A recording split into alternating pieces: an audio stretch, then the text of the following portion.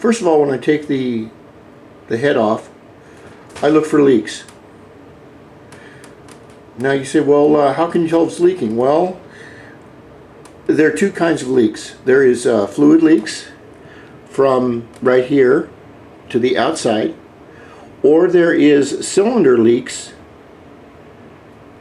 from the combustion chamber into the fluid area. In order to see that, and I've always had a problem with this before because it's like I said, it's such a big cylinder and it's really pushing the size envelope of this engine. But what I would see, and you can see that this looks good in here. Okay, well, what I would look for is any kind of burn marks that come outside this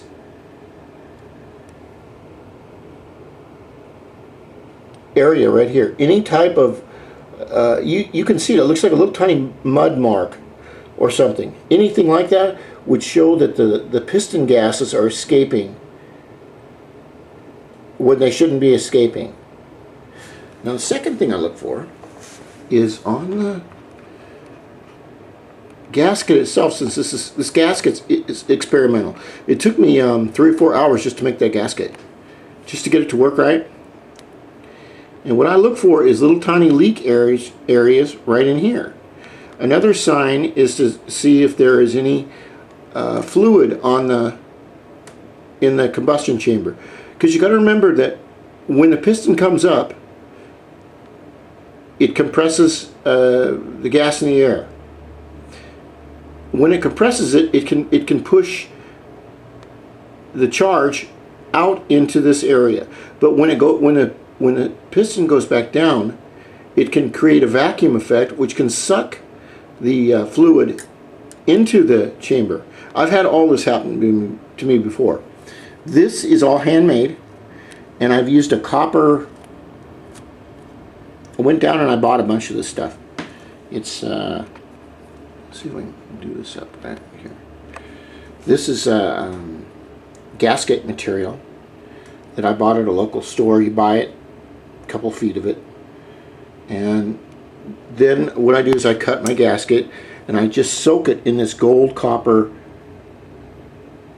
fix gasket or something like that, and then I put it on here. I've done the same thing here,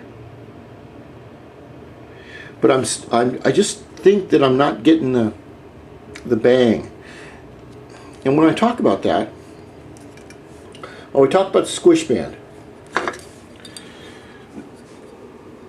This combustion chamber has a squish band, which is about, it's all around the outside of the combustion area, but it's only about, I would say an 1/8 inch, a little bit more than an 1/8 inch. And this is where the piston comes up. These edges right here come up and it compresses the gas in that little tiny squish area and pushes the gas towards the center to explode. Now if the squish band is too large, which means that the piston is not compressing as well as it should, then you lose a lot of power. I just love telling